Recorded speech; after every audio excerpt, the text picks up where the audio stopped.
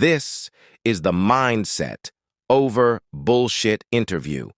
They're discussing healthcare, raising kids, and creating income from social media.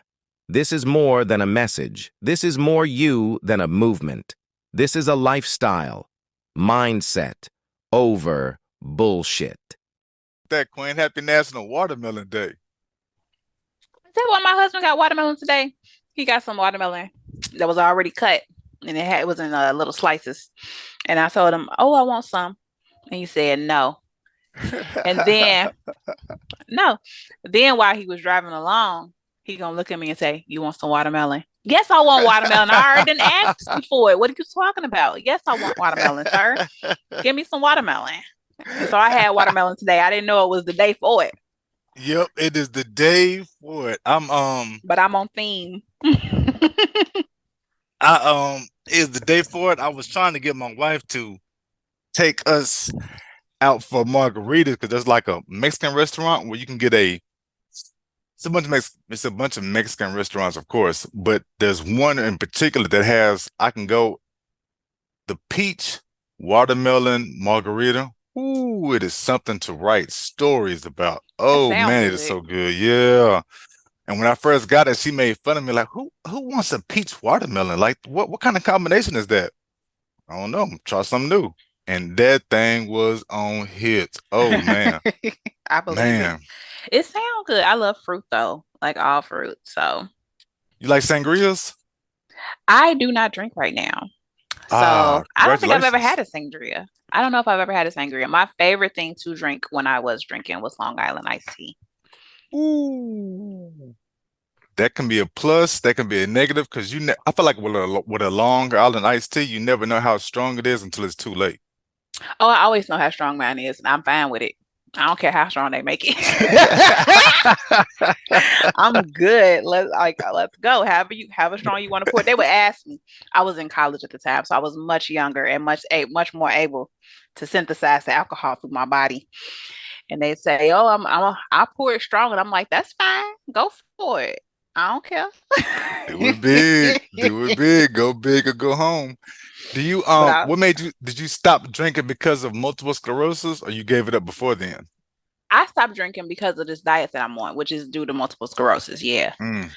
So yes, I haven't had a drink in over 2 years now. Nice. Snap it up for that. Snap it up for that. Congratulations on that.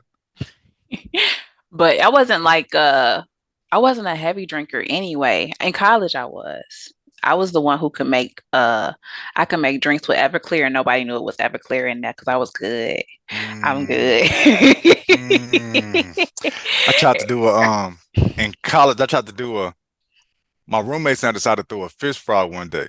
And we had Everclear and we had Kool-Aid. So I decided to try to mix the Everclear and Kool-Aid, and that shit didn't fool nobody. Nobody. You can't do it. Nope. Fool nobody. Oh man. What you gotta do is you gotta start with frozen fruit and you blend it with your frozen fruit. You can add a little bit of honey maybe and blend it into their frozen fruit. And then also mix in, I think I mixed in coconut rum. Nice. And that cut the taste too. Yeah. Nice. And so I was mixing. I told everybody in the room, hello, everybody. I do have Everclear. I'm going to put Everclear into these drinks. So nobody was caught by surprise. And they start taking it to the head. And I'm like, look, don't drink it that fast. There's Everclear in there. And they're like, I'm fine. This tastes great. And I'm like, okay. Everybody was on the ground at the end of the night. That's how it's supposed to go. Yeah, I like that. I like that. That's what you call a good ass story. Okay, you're disabled. Is it harder to give up draws or get the draws? That's a good one. That's a good one. I gotta take a shot on that one. That's a good one. Story. Sasha, 1,000 thank yous for joining me. This is Mindset Over Bullshit, a podcast that I'm using to build a space to create a community for MSers, for wheelchair users, for anybody rocking a chronic illness, for anybody who is creating or rolling with the thought of gratitude. I've been doing this now for a couple of years. So 1,000 thank yous for joining me on this because I don't know. I guess I fell asleep at maybe 1:30, 2 o'clock today. I tried some new medicine and man, I didn't wake up until 2 hours later. Wow, that was something else. I understand. Falling asleep. That's what happened last night. I was supposed to come to the row house hmm and I laid down for just a second and woke up at 2 o'clock in the morning. I said I'm gonna rest my eyes, and I rested on through the night, okay, because I Nice. did not wake up again until Nice. late. See, I don't get long sleeping sessions. I get my sleeping sessions, I sleep 2 hours at a time. I can't really sleep longer than 2 hours because of the bathroom stuff. One of my Hmm. MS symptoms. I'm at the primary progressive stage of multiple sclerosis. You know what stage you're Hmm. at? I'm RRMS. Nice. Hmm. Nice. See, when they found mine in 2016. I was already at secondary, so I was already had a bad walk, already had that gait in my walk, already had a bunch of symptoms Hmm. going. I just didn't think it was multiple sclerosis. I knew what it was because I got family members with it. I lost a couple of aunts to complications of multiple sclerosis. I'm like the third cousin on both sides of the family to get multiple sclerosis. I think it's like 6 of us total. 3 aunts have passed away, got Hmm. 2 cousins and me, so 3 cousins total. So I knew what it was. I really didn't think it was that's what my problem was. I kept going to like gyms and stuff like that. And in the gym, the people kept telling me, well, no, what's going on is that your core is so weak. Oh my gosh, we got to work on your core. Why is your core so weak? Shit, because my goddamn brain shit was going on. But Hmm. all that stuff was all that was part of the length it took to get diagnosed. It took me about a year. It took me maybe a year to get diagnosed. Hmm. I've been hearing horror stories about diagnosis. My diagnosis went smooth. I mean, as far as diagnoses go, because I had my symptoms. My first major symptom I had in January of 2021. And I hmm didn't know at the time that I was pregnant. But that's when my first big symptoms kicked in. And it was just like really pain in my legs. And it happened at the same time. So when I went to the neuro and told him what happened when the onset came, he was like, it was both legs at the same time. I'm like, yes. He's like, that's weird. Usually it's one leg or the other. And maybe the second one comes later. And I'm like, okay, but that's what happened. He's like, I don't know. It might not be MS. And I'm like, it's probably MS. My mom has MS. Mm. So it's likely MS, sir. But okay, whatever. Just do the test. Whatever test we could do, because I was still pregnant at the time.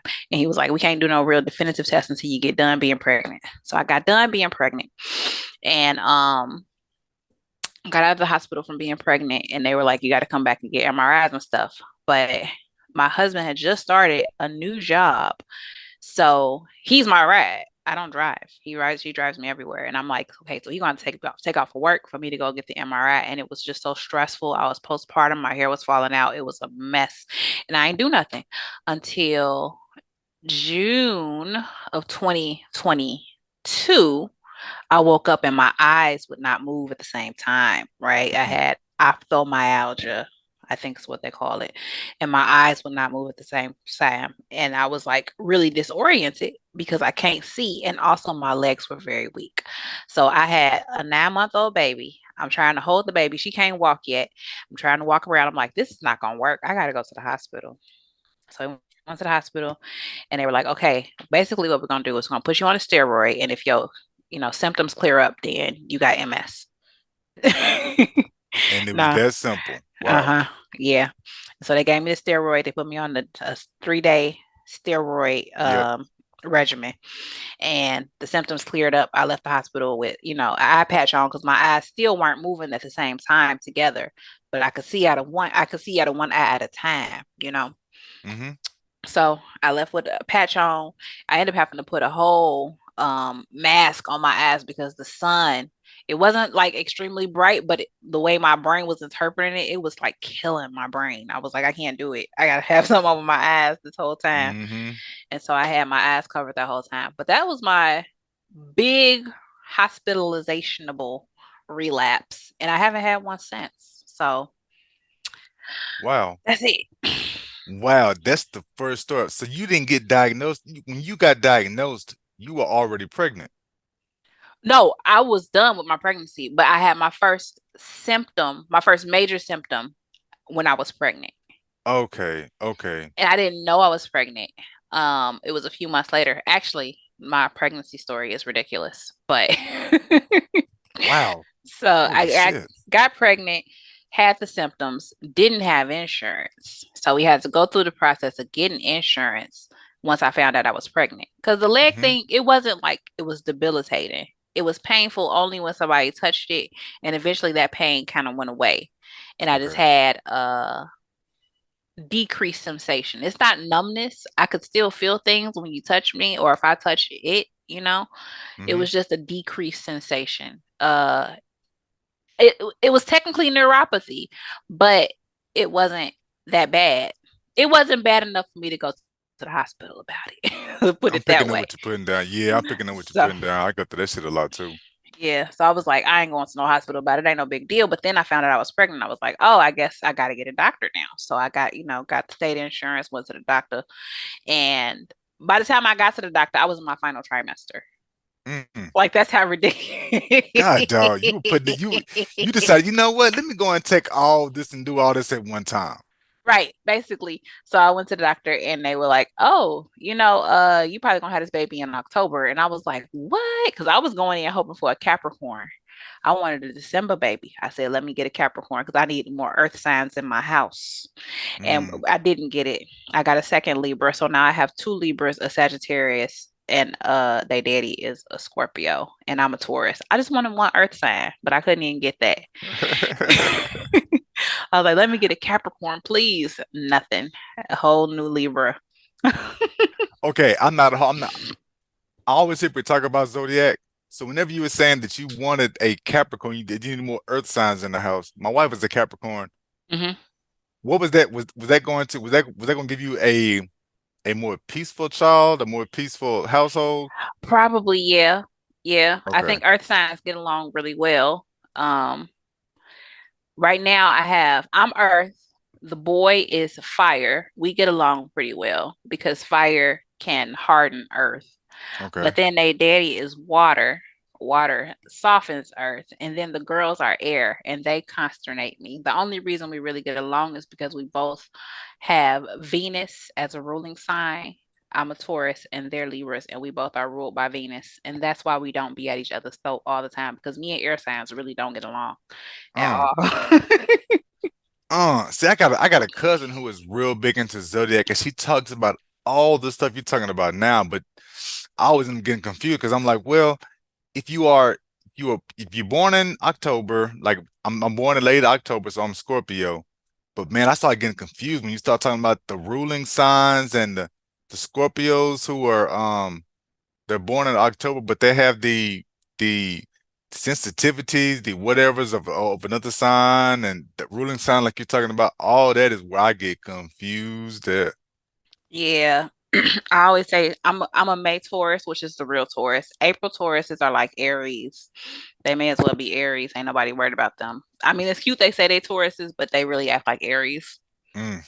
And but I get along. I get along with Aries, which is the sign before mine, and I also get along with Gemini. A lot of people don't get along with Geminis. Gemini's on the other side of me. So my bosom buddies, the ones on either side of me, I get along with just fine. I love them. Nice. My mom is an Aries. My sister is an Aries. Her husband is an Aries, and we all get along just good. Well, I won't say too much on, not too much on her husband, because sometimes I be disagreeing with him. But I mean, that's his fault. He could always, choose to be right and agree with me. But we all make choices in life. Hey, you, wheelchair user. What's up? I want you to take a bow because you are one pretty motherfucker. Were you always big into Zodiacs? No, I started maybe in high school. It was this book, and it was the lady was saying no different things about different signs. She was like, Taurians are always going to be pretty, and I was like, oh, let me get into this because I sure am pretty. Hold on. That's what I'm talking about. I like that. I was like, let me get into this because I think this is true. This sounds like me. Okay.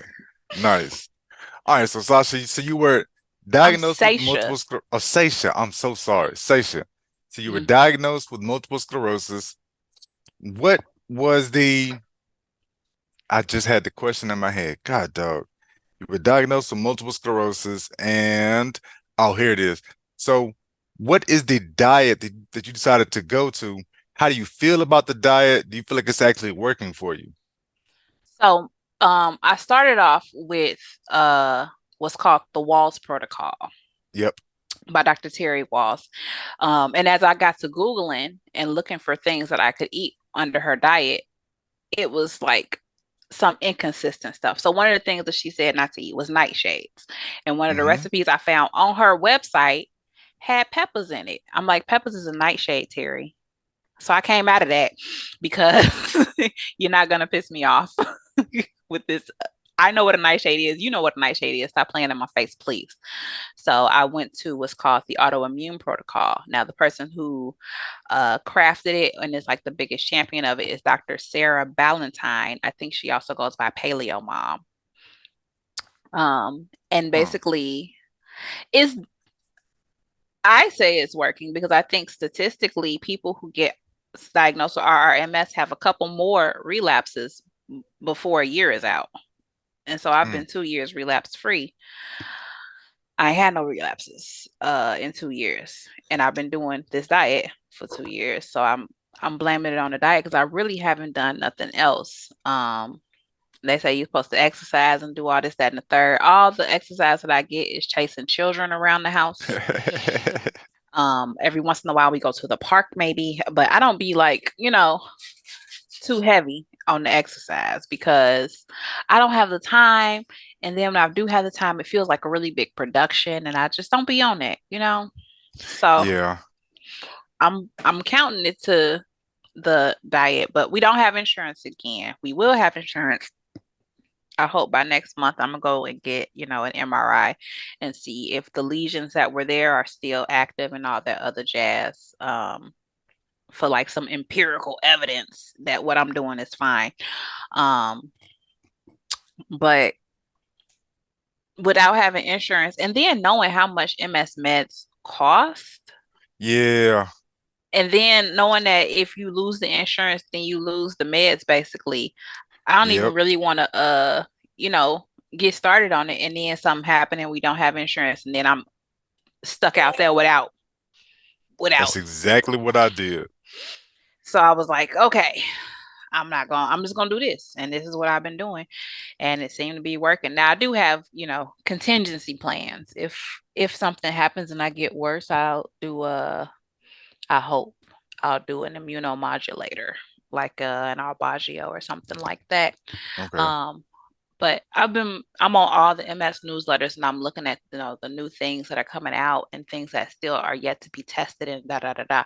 And I'm like, I hope if I have to ever go on medication that they have something that does all what I want, you know, the Yeah. medication to do. Because I don't see the point in being on a medication that only is supposed to like slow the progression, especially if I can slow the progression with diet by myself. Yeah. Why I'm gonna go sit and be infused for 6 hours? Yeah. And pay all that money and go through all that trouble of it. Oh shit. It, Exactly. it is a lot of trouble of that. It is.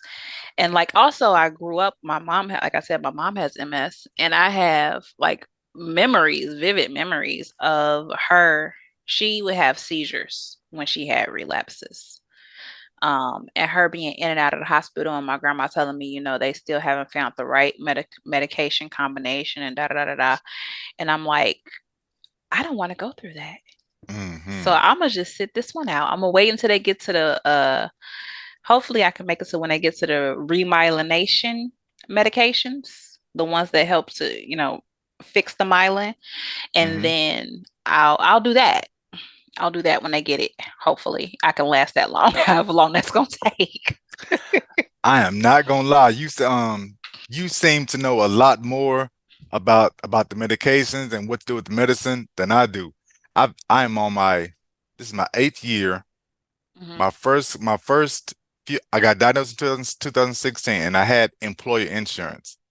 And the first 6 months Like I went on the medication called Tisabri, and my when they found the MS in 2016, I had like 12 to 16 lesions. I had 12 to 16 on the brain, and I had like 4 on my spine. So I had like a total of like 20.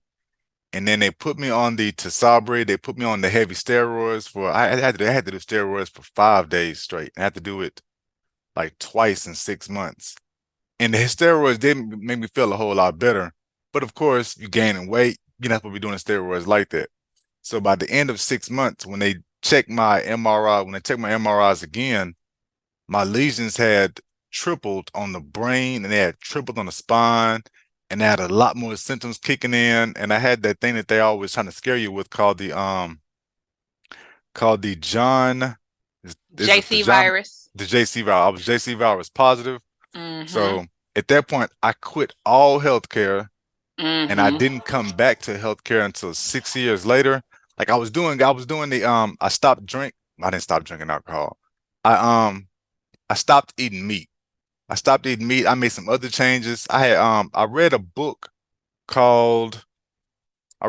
by Nurse Ann Bocher, and she had it was called Curing Multiple Sclerosis, Healing Multiple Sclerosis. She talked about the different diet and how bad meat was and all types of other little stuff. So I was doing all that, and by the end of 6 years, I knew something was going on with my vision. So I came back. I went to the doctor in 2022, and the doctor was like, "Oh my God, you have multiple sclerosis. Where have you been? You are you are legally blind." Like, no, I'm not legally blind. I can see. Like I've been seeing, I've been doing shit.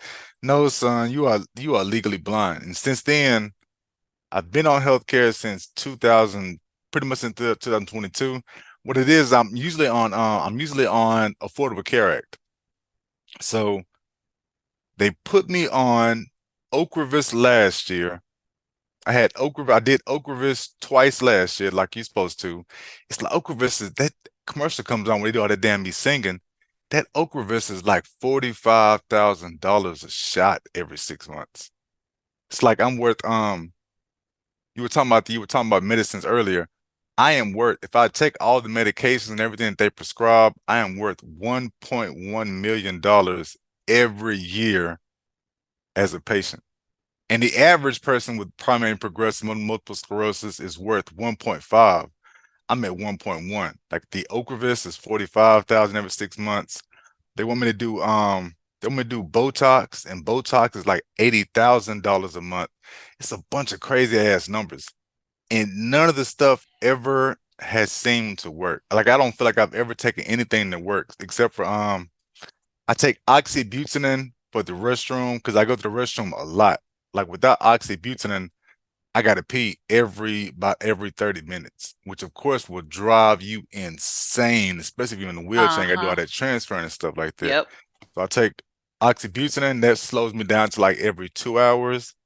And then I started taking Flexeril a couple of months ago because I went to get MRIs, and the lady, they had like a 70, maybe 80-year-old lady trying to help me get on the table. I am severely disabled. I'm a grown ass man, severely disabled. I'm over 6 feet tall. I'm like 6 feet, 180 pounds. This lady, she has all gray hair. She is bent over. I'm wondering, like, shit, how did you even get a job working in here? They knew damn well you were gonna have to help somebody do something, and be damn sure trying to hit me on that damn table and fucked around and dropped my ass, which Oh. slipped a disc. And then so they Oh. put me on Flexeril. A single act of gratitude can increase happiness by 10% immediately and reduce depressive symptoms by 35%. Wow. Flexeril, and the Flexeril is the first medication. I feel like if I take it, I have a little bit less spasticity, just a little bit. And I got to take it like 3 times a day for 2 or 3 days in a row. Then I can feel a little bit less spasticity. But if I mess around and miss 1 to 3 times a day, I got to start all the way over and take it 3 times like I'm supposed to for 2 or 3 days. Then I feel a little bit better. And I've been rocking with that ever since. Now, do you do that just to go to your MRIs, or do you do that consistently? I do that. I was never like I got a bunch of muscle relaxers and shit like that. I never used any of them because I didn't feel like they worked. Now, the last two, I went to get MRIs in like March or April, and I spasmed and had so many shakes that they couldn't even finish. Like I'm shaking in the machine, they had to go and pull me out. And then, so I went back maybe a month or two later to try again. And this time I took like a couple of Flexerils. Like I took like a couple of different medicines. My physical therapist advised me, hey, why don't you try taking double? Because I know none of the stuff, you feel like none of the stuff works, but maybe if you take double, you'll at least sleep through it. So you'll at least be in there and be still the whole time. And that worked. So I took double I took like 5 or 6 pills all at once. I took the Flexeril. I took that stuff called gabapentin, and I took there's another one that's just like a pure sleeper that makes fun of it a lot on movies, and not Ambien, it's something like that. But I took all 3 of those and I was sleeping the whole time. I slept like for like an hour and a half, almost 2 hours, and they finished up. Then they brought me out, and I was all good to go. Now I got the Affordable Care Act. Affordable Care Act would not pay for Ocrevus. So I came off the employee insurance last year. Affordable Care Act just pretty much laughed in my face. Ocrevus, 45,000. Hell no, you don't need that. So they denied my applications. And I mean, like I never thought the Ocrevus worked, but the minute I didn't get it, the third time I didn't get it, like I started feeling bad. I started feeling a whole lot worse, started feeling a whole lot more pain. I was having more spasms, like everything I could feel getting worse.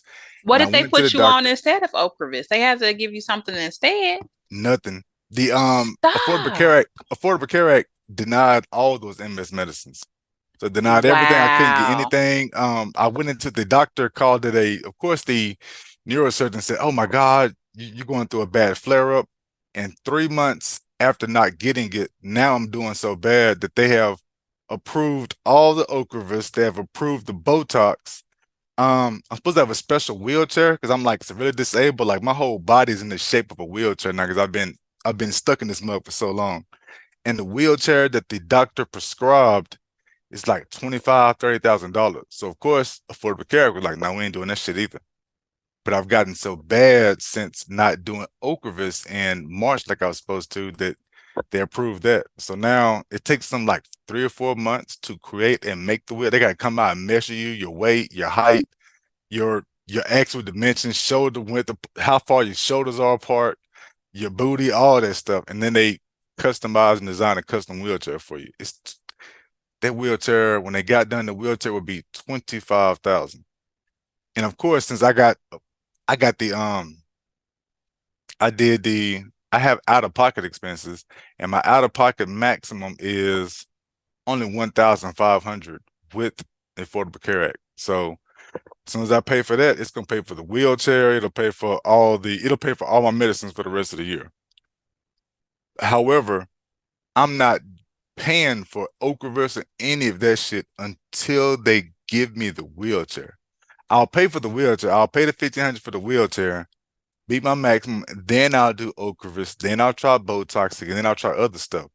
But until then, man, damn the medicine, Sasha. Damn the medicines. I need a wheelchair so I can actually live better. Like I'm not trying to live longer. Help me live better. I'm trying to live easier. I'm trying not to have such a hard ass time with everything. Damn all that living longer. Just help me live better. It's been my motto pretty much for the last couple of years. I understand because I feel kind of the same way. I know that I'm going to live a long, long time. My great granny lived over 100 years.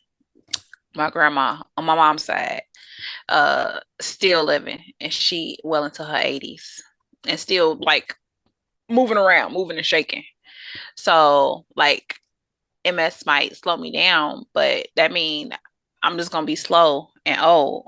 I'm going to live for a long time. Yeah. Yeah. You're going to live for a long time. You always read that shit about multiple sclerosis, that it makes life hard, but it ain't taking your life. It don't kill you. It don't kill you. It just makes everything hard as shit, but it will not kill you. And then, of course, it's the snowflake disease. So just because somebody goes through or gets this shit going doesn't mean you will do it or you will go through it. because I'm the only one in my family that ever reached primary progressive. And I reached it, I hit that mug in like 3 months. I got here quick. Yeah. I know for male-bodied folk, it's worse and faster than it is for femme-bodied folk, and I don't know, but they don't know why, because they won't do the research and differentiate that female bodies, this is what happens with female bodies, and this is what happened with male bodies. We just know that males progress faster than female bodies do.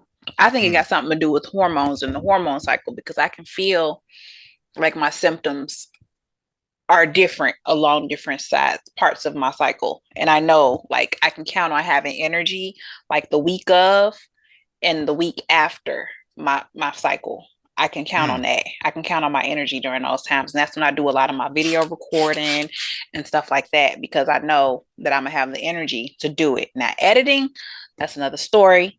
Oh, yeah. Yeah.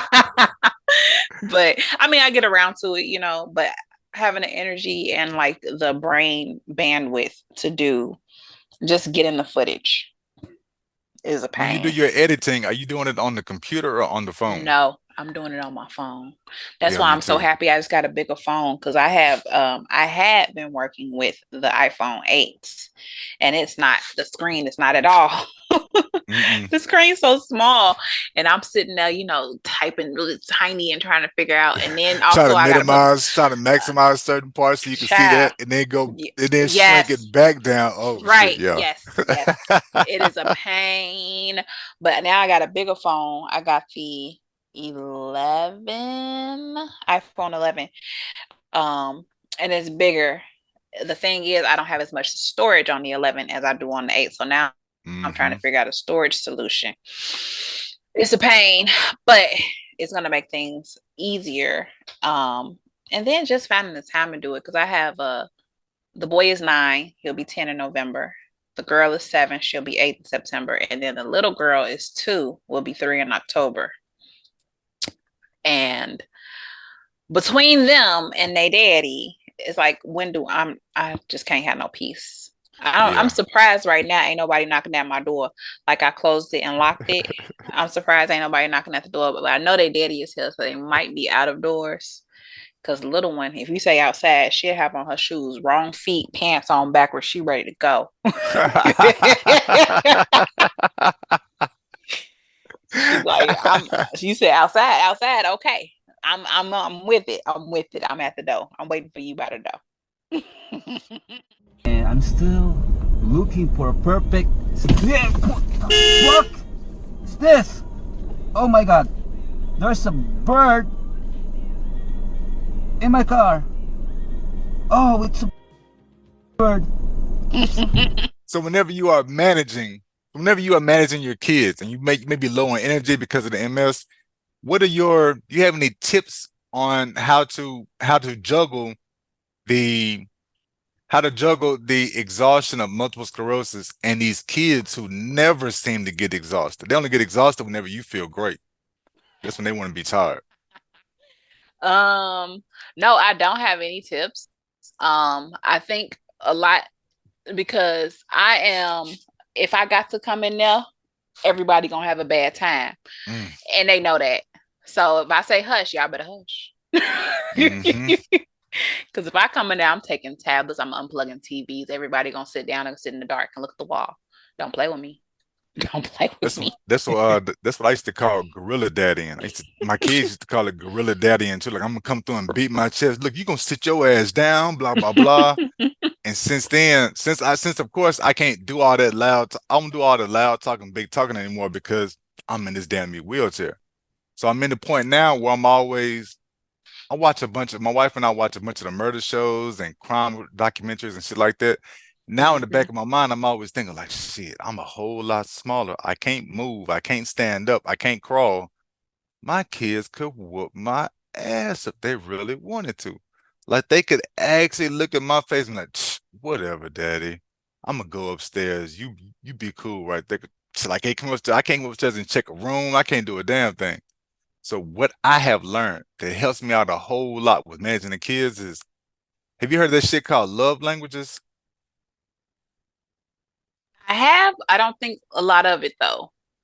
I didn't either. It's that thing where it's like everybody speaks the five love languages. It's whichever one you match up with the most. So they got stuff like words of affirmation, touch, quality time, gifts, and acts of service. Those are the five. And when I first used to hear about that, I just always thought, well, shit, that's dumb. All girls will be gifts. Girls always want stuff.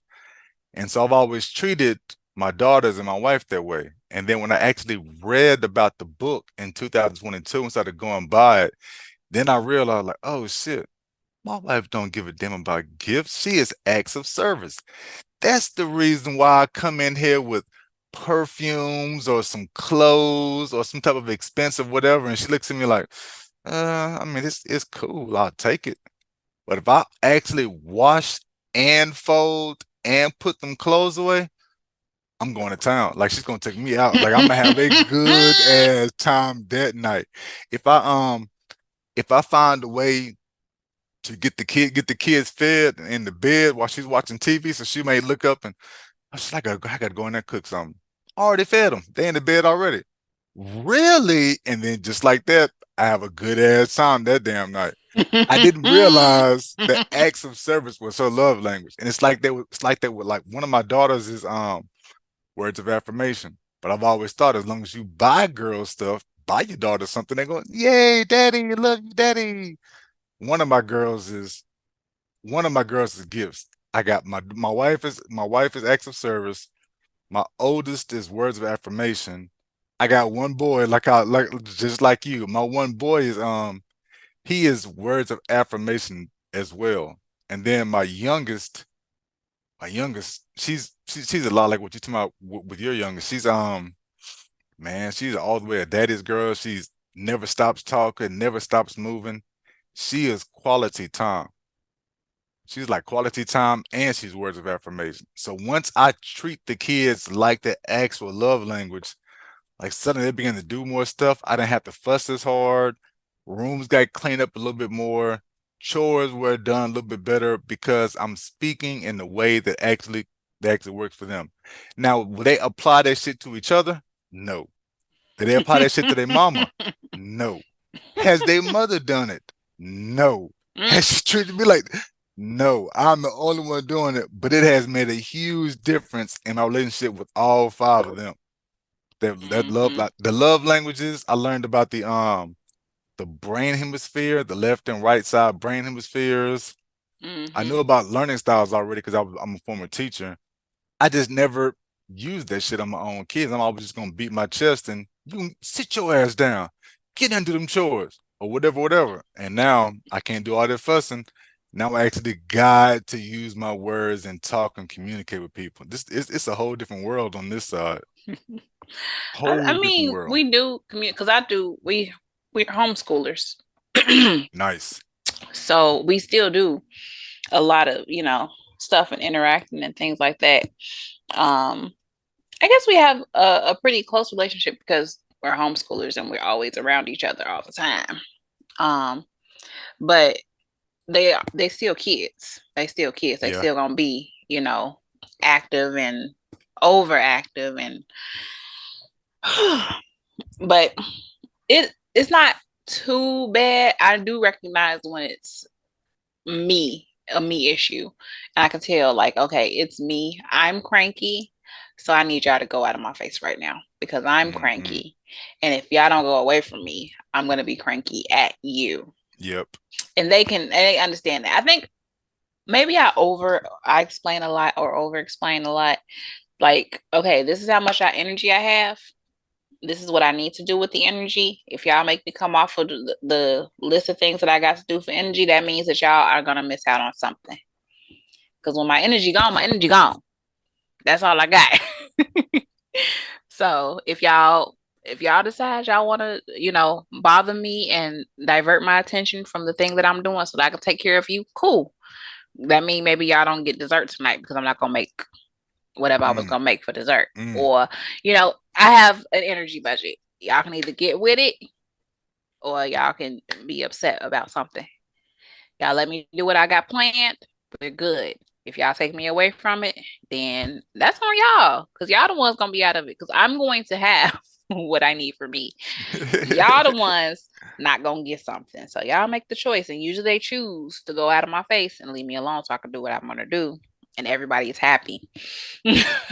Except the little one. The little one, she don't care. She be like, "Ma, never do. Don't care. Never do. Don't care." Because she the baby. And she the baby. And she knows she the baby.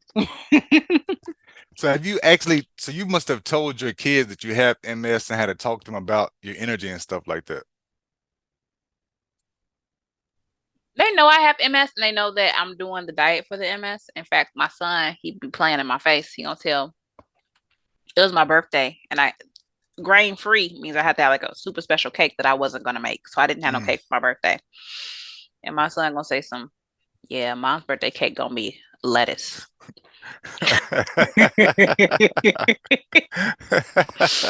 He told my daughter, the mid kid, that, and she told me, because she a snitch. And she told me, and I asked him, I said, "Son, did you say that?" And he looked all embarrassed. If you said it, you said it. Say it with your chest. Hold yourself to it. Did you say it? He said, "Yeah, I said it." "Why would you say that about me, son? I'm not gonna eat no lettuce from cake."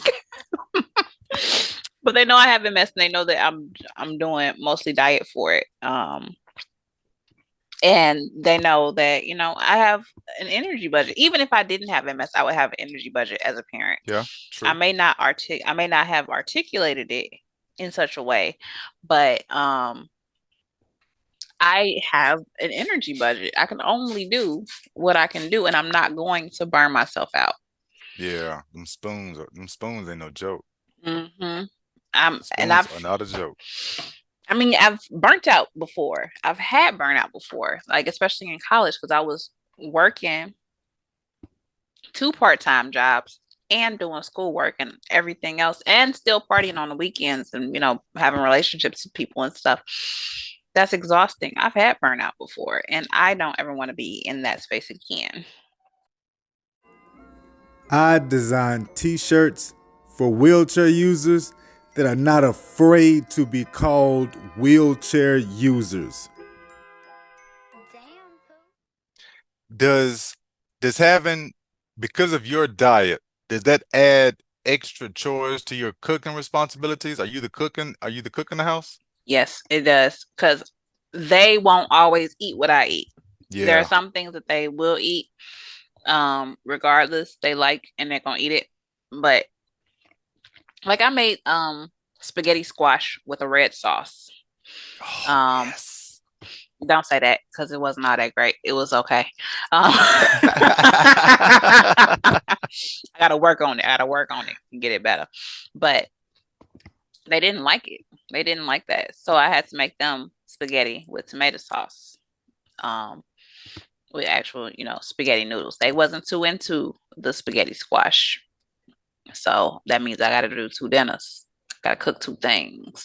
And that happens pretty frequently. Actually, now I'm kind of documenting the process of, I'm starting to meal plan for them, because really I only have the energy to cook one big thing a day. Yeah. That's really all I got the energy for, is one big meal. And that's kind of all I do eat. I kind of do eat 1 meal a day, and I have little snacks before I get to my dinner, Yep. But for them, they need breakfast, second breakfast, 11th lunch, after lunch snack, dinner, dessert, and then a little bit of something before you go to bed. That's like 8 times they got to eat in a day, So That's I'm the same stuff my wife used to talk about. When I was not eating meat, she used to always talk about, I gotta cook twice. I gotta cook some vegetable shit for you. And the kids are not gonna eat all these salads and the spaghetti squash and the broiled cabbage. They're not gonna eat that type of stuff. So she used to get on my ass about that. She used to tell me about that. So when I finally came back to meat in 2000, started eating meat again, Father's Day 2023. And of course, since I've been eating meat again, it's been easier on everybody else, because now we all eat the same shit and whatnot. But like, there was a lot of stuff, a lot of my health issues that had gone away when I used to take medication for reflux and heartburn because I actually have the ulcer. I actually have the ulcers in the throat. And when I stopped eating meat after a few months, I realized like, oh shit, I don't have any more heartburn, any more reflux at all. So I was able to cut that out the medicine I was able to cut out. And now I'm at the point where now it took it about a year, but now I'm officially back on all those antacids and stuff for the reflux and heartburn because now it wrecks on me.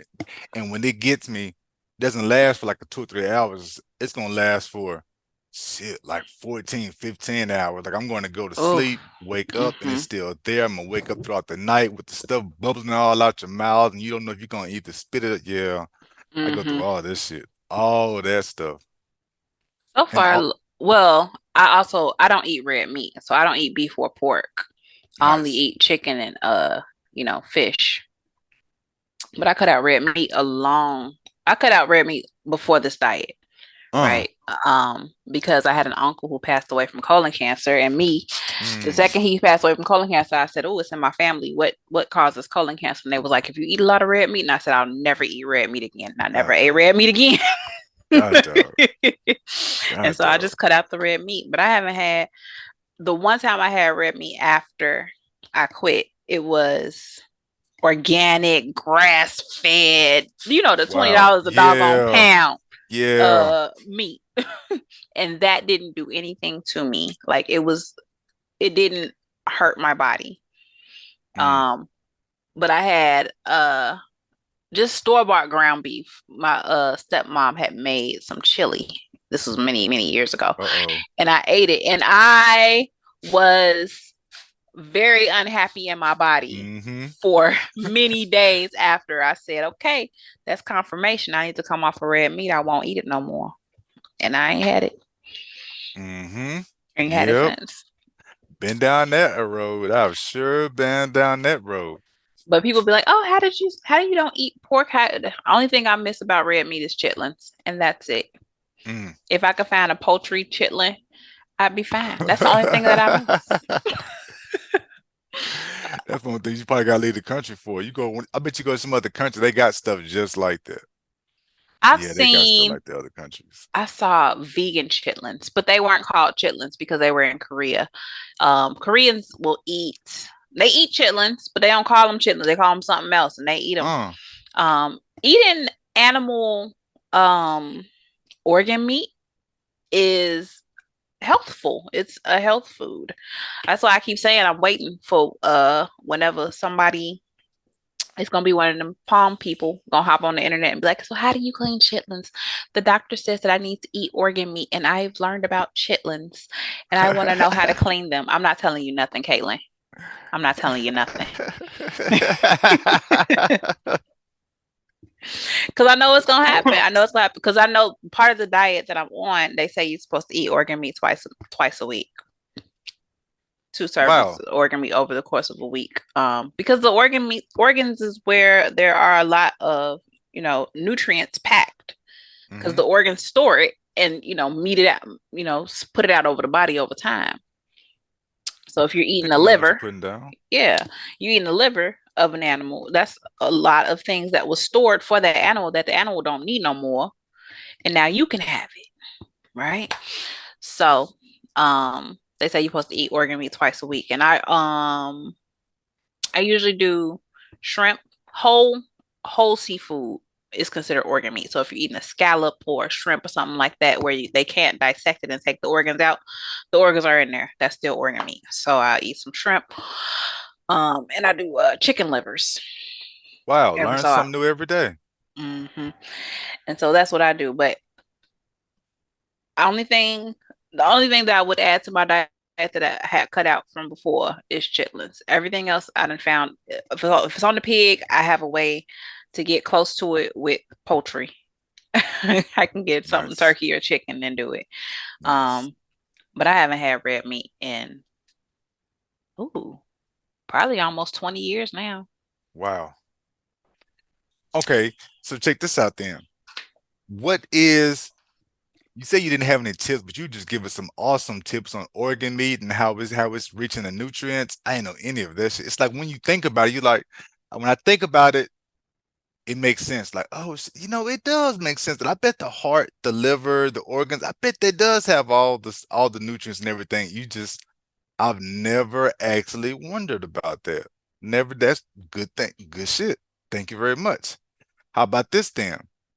What is your tip? Do you have a mental side tip for everybody? Like what you do to keep yourself in a better mood, to keep yourself out of a bad place? What do you do whenever the kids have pushed you over the limit and you got stuff to do for your MS? What is your tip then? I just blow up. Mm. I'm gonna snap out.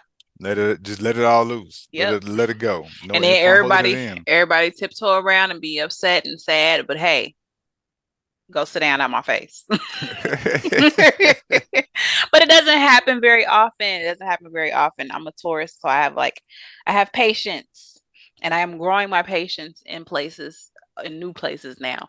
But eventually, it gets to a point where I just like I'm gonna snap. And if y'all don't leave me alone, y'all gonna feel like I'm snapping at you because y'all gonna be there when I snap.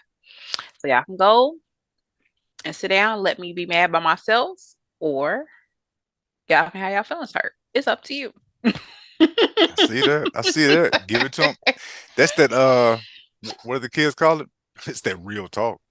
Real talk, son. Real talk, son. Real talk, son. Because I'm not going back. Well, I do go back and forth with them because they keep talking back, but yeah. But I'm not going, like I said, I'm not going to reach burnout. I'm not going to be stressed. I just refuse. I refuse to get there. I'm not going to do it. If they, I think that the older ones especially can understand. It's the little one that don't understand stuff. And you could tell her and ask her to repeat it back to you, and she'll say something completely different. But she's only 2, so you just gotta roll with that.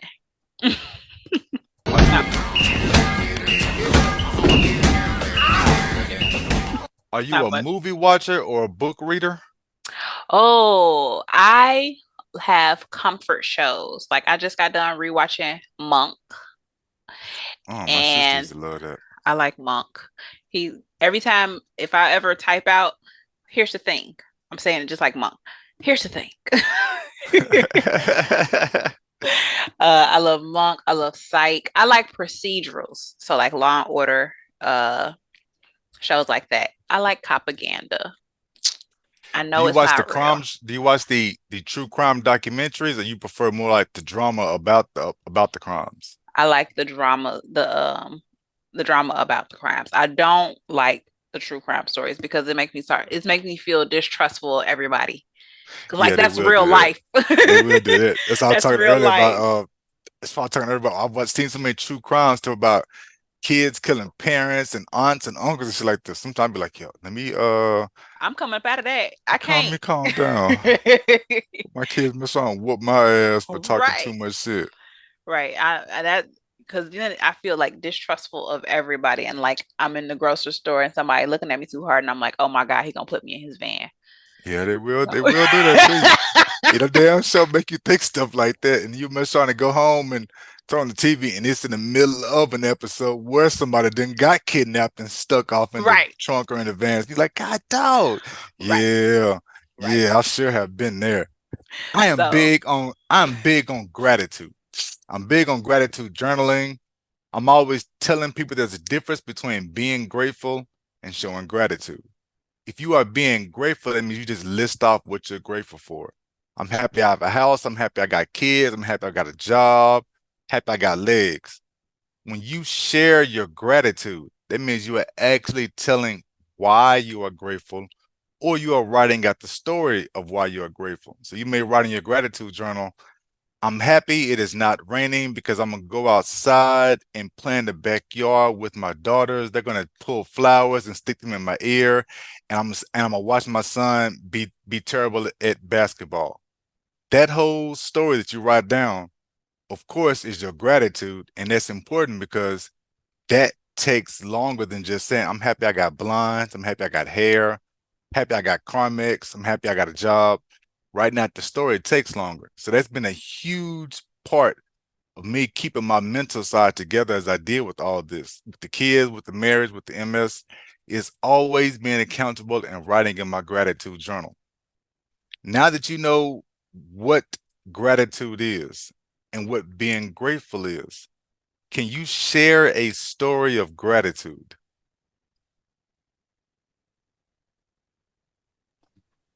I don't know if that would count I bet it does. really.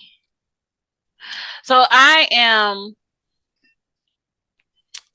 am grateful that I know I am the expert in my body. Nice. When I first got diagnosed, I had a general neuro doctor. He wasn't an MS neuro. Mm-hmm. And he said, yeah, you got the lesions. This is MS, you know. And he looked at me and said, have you started pooping yourself? And I'm like, what? No. He said, well, that's coming. I was like, I bet it won't. You're not my neuro anymore. Because I'm not going to deal with that. You're not going to talk negativity over my life, sir. Yeah, that's You're not good. cool. And I know that, you know, as you progress, because my mom, even though she was still mobile, she had to wear diapers because she did not have she wasn't able to control her bladder anymore. Yep. So mine is. And she had it for years. She got diagnosed in the mid or late 80s. She got diagnosed like 2 years after I was born. She was diagnosed. And so she had, by the time she got to wearing diapers, she had been MSing for a good 20, almost 25 years. And whatever medication she was on, she didn't get to that point for 20 some odd years. So looking at her, I'm like, okay, maybe I can just do what I'm doing and not have to be back and forth with the doctors and stuff. But me knowing me, I'm not gonna let no doctor tell me any old kind of thing, any old kind of way, and say that's gonna be my story. I'm sorry, you got me fucked up. You don't get to tell me what's gonna happen in my body. Hell yeah. I run this. You are a consultant at best. Yes. Yes. It takes a while. A lot of people who are dealing with the chronic illness, with multiple sclerosis, it takes us a while to get to that part. It took me a long time because even after I quit healthcare, I was still trying to ask people stuff, still trying to get stuff, and I didn't consider myself an expert in what I was going through. I'm always trying to ask other people and get these other thoughts on what I was doing. So, yeah, that right there damn sure counts as the gratitude. Being grateful that you know and you accept that you are the expert of your own body. You are expert of what you're going through. Because, man, Queen, that's gonna save you a lot of shit. That's gonna save you a lot of shit, but you already know. I think because I have had negative medical interactions prior to getting to having MS. And I've had doctors like completely dismiss what I'm telling them is happening and had very bad outcomes because of it. And so now, if I tell you something and you're not listening to me, I'm going to go find a new doctor if I can change doctors. Or I'm going to tell you, hey, by the way, this is my body. I know what's up with it. You need to listen to what I'm saying. But I haven't really had too much now, because I make it a point to look for doctors who have marginalized experiences. I only do doctors of color. I try my best to do women doctors. I don't want to ever see another male doctor ever again, because I generally do not, like, by the numbers, I don't have good interactions with male doctors. I had one male doctor who I loved, who he birthed the boy, and I was happy about that. But other than that, all my interactions with male doctors have been very prickly, and I'm like, you know what? For my safety and yours, I'm gonna find somebody who's not a male doctor. Cause I don't want to be, getting arrested at the hospital because I cut somebody out. I agree with you on that one. I haven't had my male doctors. I've only had one male doctor that I actually like. He was a neurosurgeon. I only saw him twice. And he wasn't a MS neurosurgeon. He was a regular neurosurgeon, but he just listened a lot. He kept a chart of all the nutrients and supplements and shit that I was taking, like the irons and the magnesiums and D3s and that resveratrol. He would keep a track of all that. He was super cool. And I have not. So I've always felt women doctors were cooler. I've easier time talking to them. Except when it comes to therapists, the women therapists I've had for physical therapy and occupational therapy have been the exact opposite. Like they don't listen. I feel like they don't listen. They don't. Well, Kendrick, what do you want to work on today? And I tell them, yeah, you know what? Let's work on something with my back. And I'm doing a bunch of other shit that ain't really helping with the back at all. So yeah, I totally get you on that one. Since your mom had multiple sclerosis, does your mom ever try to give you tips or maybe tell you that you're going wrong with how you were doing your multiple sclerosis? No. Nice. She doesn't. My mom knows that I'm smart. I'm not gonna do no shit, not have a plan and not having had researched it decently before I jumped into it, especially if it comes to cutting out foods. Okay, because I love grain. I want a Pop-Tart. I want that chocolate cake from Aldi, that double chocolate fudge cake. Yeah. every ingredient in that motherfucker is off the list. So she already know if I'm not eating the double chocolate cake from Aldi, that is serious. And I done did all the research I need to do. And she knows. She's like, okay. Now is she gonna do it? Absolutely not. But she know that I know what I'm doing. And even if I don't know what I'm doing, I'm gonna do it anyway. And we gonna see what happens. Nice. Okay. I see you going with that one.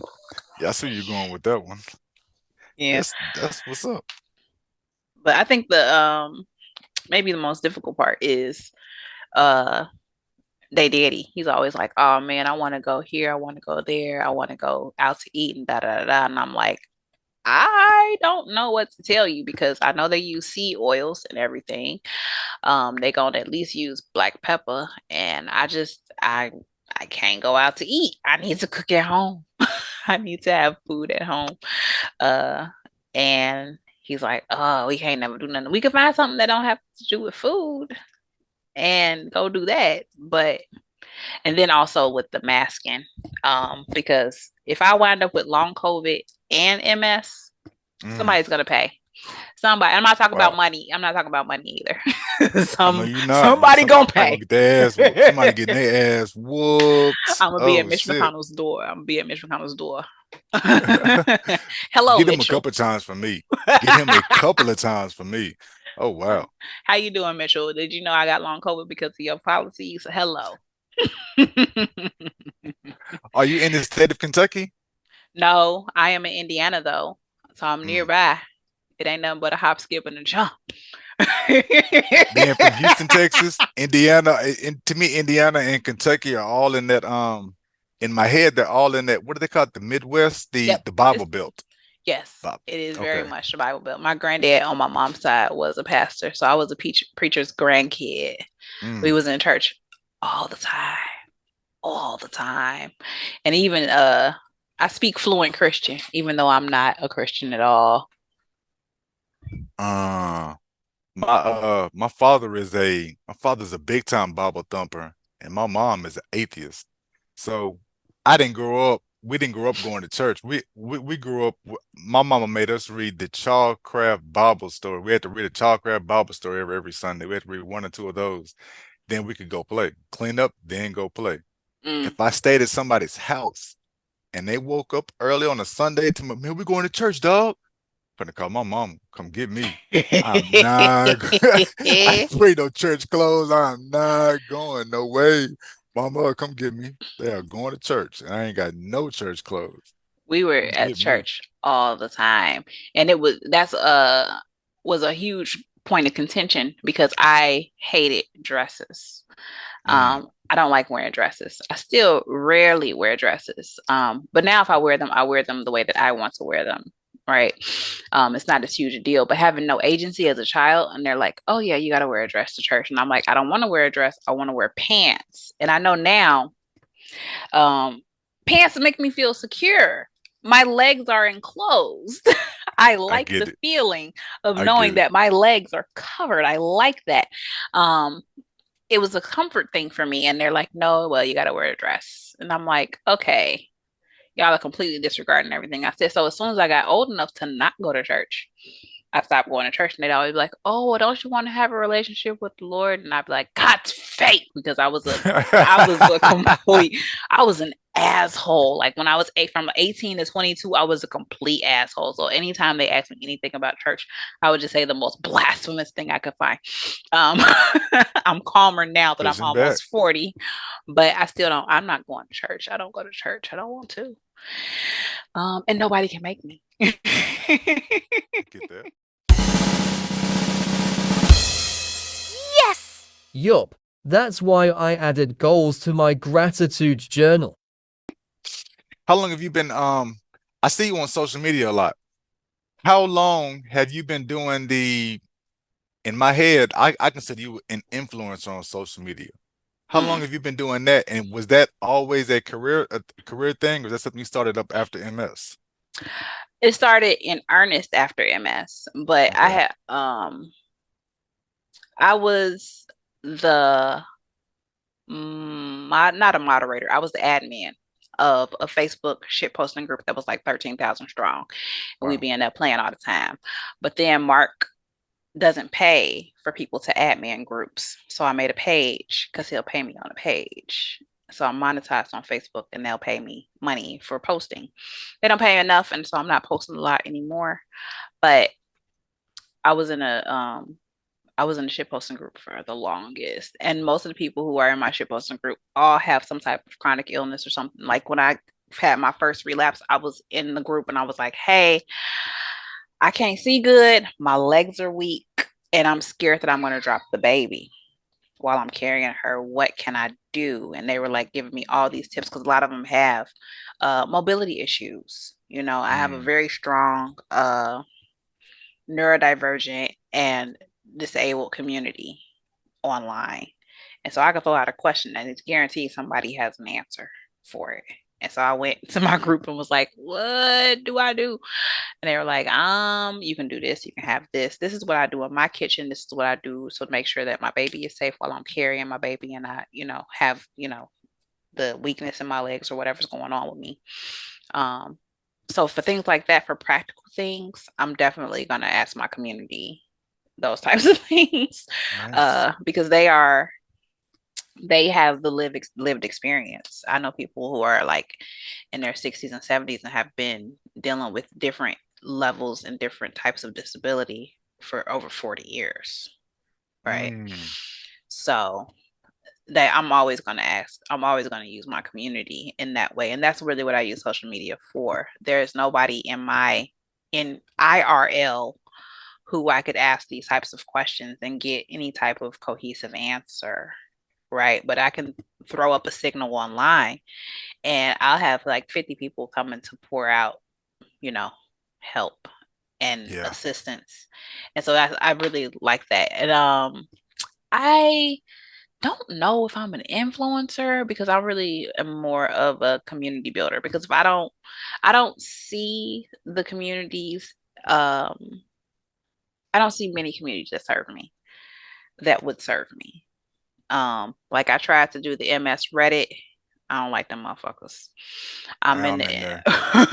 They took me off last week because somebody told me last week, hey, you are always posting your stuff and you post your stuff too much in MS groups. I'm like, yo, I post in the MS group, in a gratitude group, and in a wheelchair group. There's 3 fucking groups. I'm a member of all 3. What are you talking about? See, how don't you talking about with that? That MS Reddit will damn so pissed me off. because I told them that I wasn't gonna be medicated because okay, I think that my They don't like that. I know that the hormones play a role. I also know that after you have a baby, your hormones don't get back to normal till the baby's like 2. So if I start a medication, then my hormones have something to do with how I'm experiencing the disease, and then my hormones change 2 years later. I'm gonna change the medication 2 years later. No, I'm not going through all of that. We're gonna get one thing, and we're gonna have that one thing if I need that one thing, right? Yep. But they were like, no, you gotta we're downvoting this because you have to have medication. And I'm like, y'all are fanatical about a body that's not yours. Fucking weirdo. Telling you, that's when I learned about all the cost of all these expensive ass medications. It suddenly made sense to me why people push you so hard to take fucking medicines and why they get so angry about you not taking a medication. Like it's suddenly like, oh, that's why all these people stay in your ass. Cause that's how folks are getting paid. If you're not, like I said earlier, I'm worth 1.1 mil. So I know as long as I'm not taking, I get calls constantly. Calls, emails, you get them random ass text messages with no name, like a long ass text. Hey, this is so-and-so from so-and-so doctor's office. We want to know when you're going to start the Ogravest. We've been calling and checking on you. Like, this long, I don't know who the hell this person is. Long ass message. Have your whole name in there. Like, don't nobody call me by my middle name. Where y'all get us information from? God, dog, yeah. When I got the diagnosis, they sent me a letter from like the Social Security disability people. And I was like, I know I'm not disabled enough to get Social Security disability. And they like kept calling, kept emailing, kept sending me mail. So finally I called them and I was like, what do y'all want? And they say, so you have multiple sclerosis.